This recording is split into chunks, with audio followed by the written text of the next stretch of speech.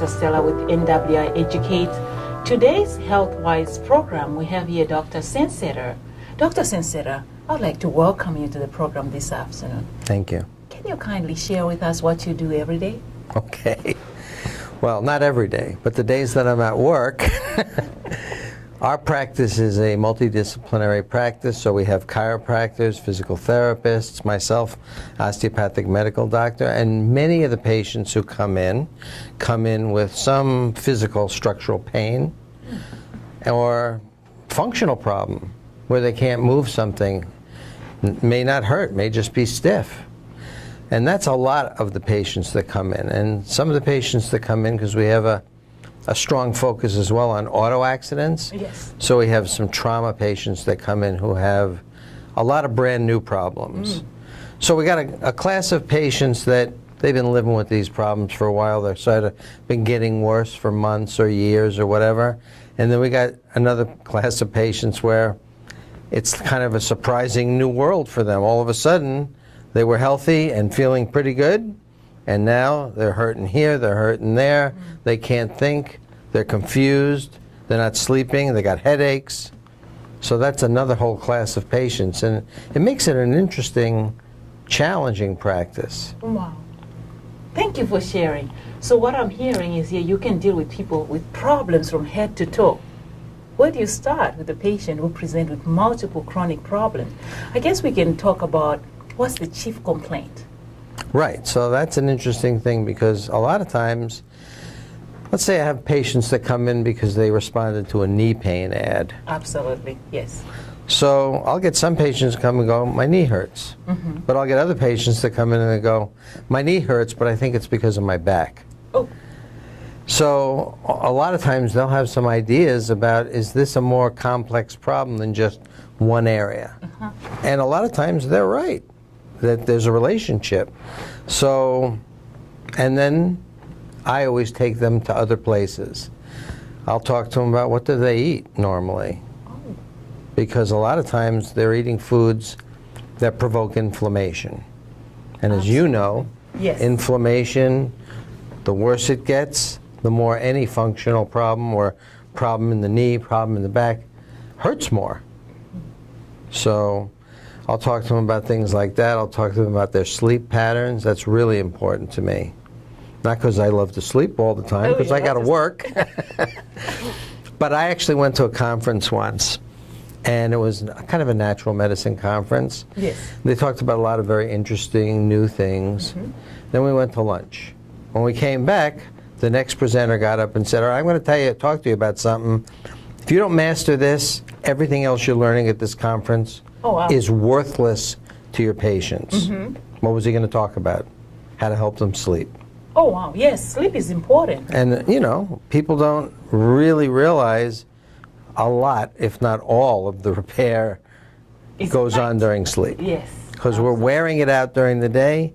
We got to put it back together during sleep. Oh, wow. So these are the things that come up, even with the chronic patients. Now, you can imagine with the auto patients, these are people that, a lot of them, for the first time, their sleep pattern is all over the place. Oh, wow. Yeah. Sleep. That's important. Thank you for sharing that. So what I'm hearing is you provide a wellness approach to addressing your patient's needs. Right. With the whole person, mind, body, and spirit as well? Right.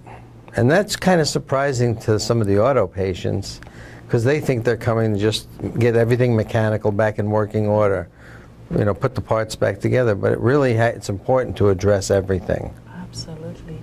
Absolutely. You know, it makes me wonder, what is the value of this unbillable service? That piece which falls in between the mind, the body, and the spirit, which helps you connect the whole person to wellness. Yeah, you know, here's the thing. There are some things that come up that you have to address if you want what you're doing with patients to go forward. Absolutely. For instance, I had a patient come in and had knee pain. Yes. So we were doing injections for the knee. For the knee? Not cortisone, but the gel. Yes. The gel has to be done in a series of 3 to 5 weekly. Yes. And I kind of noticed that this person was fidgeting more than most, was kind of a little bit in a weird kind of nervousness. So I can't remember if it was the second or third injection. I just stopped the action and I just looked at her and I said, you know, there's something about these injections that really bothers you that you have to keep sort of stepping over to let me do them, right? Absolutely. And she started thinking and started crying, and she was saying, when I was a kid, I was bit and I had rabies and I had to be held down to get these injections in my stomach. And she's crying and crying, and her significant other was there, and it was really 15 minutes of just let's deal with this. The past, dealing with the past. Now you can't bill for those 15 No, you minutes. can't. Yes. But you cannot move forward without those 15 minutes. Absolutely. Because you can't just make somebody stuff that down and keep injecting them. Well, got to inject you, see you later. You can't do that. You can, yes. Well, you can, but it's a violation, really, in my opinion, of what's the most important thing for that patient, which is they need to heal. Absolutely. So that they can be comfortable. Absolutely. So getting to the root cause of this pain and behaviors which are associated with dealing with chronic diseases is what I'm hearing. Right. Well, part of it is the root causes, and part of it is what traumas prevent the person from self-healing or just getting over it, or just the natural healing process of the body from moving forward. Absolutely. Yeah. So creating that environment which allows the body to naturally recover from trauma, as well as embrace the modalities which are being used to address the current problem. Yep. Yeah, that's interesting. You know, during my years of practice, you know, the past years, I've dealt with so many people with pain, and I saw quite a lot of patients whose symptoms were physical, but the root cause was emotional. I recall treating a couple patients who had traumas, unresolved traumas of, you know, murders in the family, and pain had not been addressed for years. And then, you know, you do an evaluation and there's nothing physically wrong. The MRI is, you know, everything is normal. The X-ray, everything is normal. You poke, you tease, you tug, and there's no symptoms of triggering that chronic, you know, level of that chronic pain. And, you know, sitting down and listening to patients, hearing their, you know, struggles with forgiveness. And when they start to open up and they're emotional about it, you hug, you hold hands, you sometimes pray, the next thing you know is the pain is gone. Have you ever had experiences like that? Yes. All the time. I studied counseling before I went to medical school, and I became, there was a book I read when I was studying counseling, which opened me to the whole idea of psychosomatics and so forth. Yes. The whole idea of mind and body. It was called Mind is Healer, Mind is Slayer. Oh, mind is healer, mind is slayer. Right. And the case histories in there were amazing. And at this time, I wasn't a physician.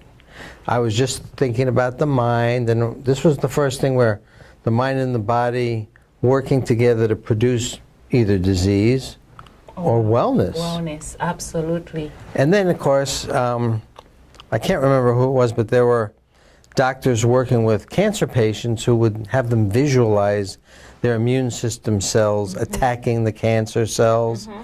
So there were very active approaches to certain kinds of chronic problems using mental imagery. So there's been a lot of thinking about how do we use what we can know about the mind and the imagination to really help with certain chronic illnesses that we have a difficult time treating effectively. Absolutely. But then the other side of it is the stuff that just comes up, like you were talking about, somebody with an unresolved unforgiveness. Yes, that forgiveness piece is a big one. And, you know, I've read that forgiveness is an attribute of the strong, and only strong people can forgive. And yet, you know, normally we look at it and think if you forgive or ask for forgiveness, you're weak.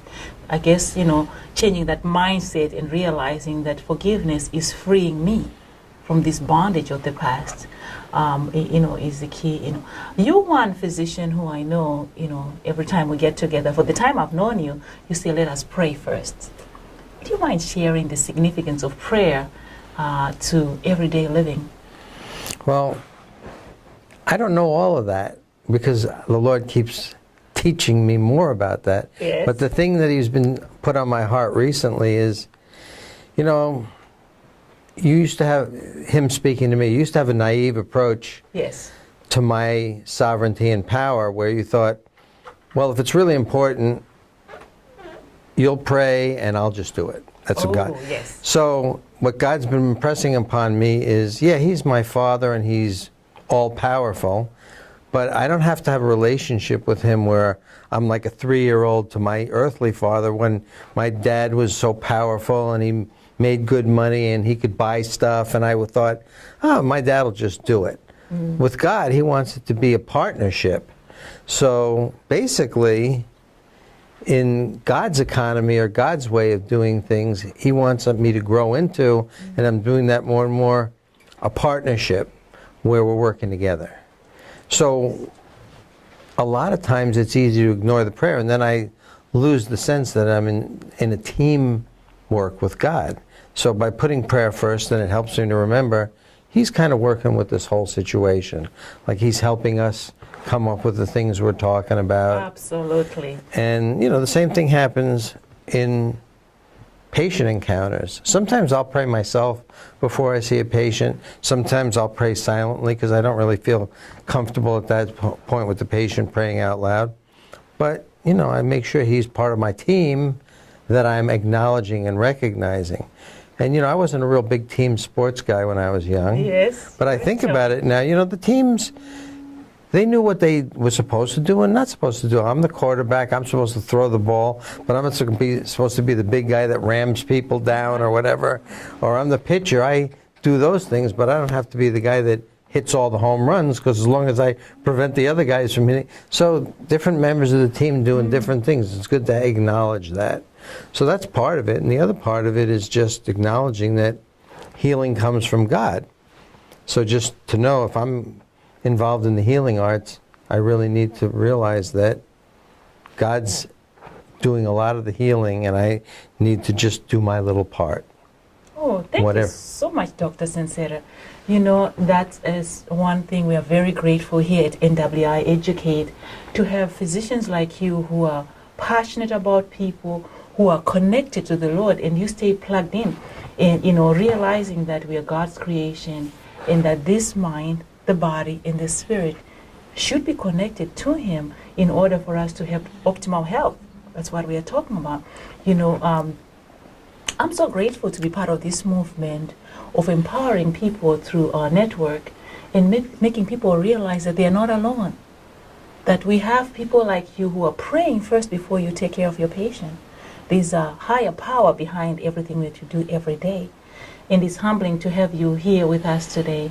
And we hope to continue to dialogue further as we empower others in getting grounded. So, you know, as practitioners, we do meet the needs of our patients' mind, body, and spirit. Even though sometimes there's no value placed to this unbillable time you spend with your patient. So, do you have anything else to say before we close today, Doctor? What's your message to the people today?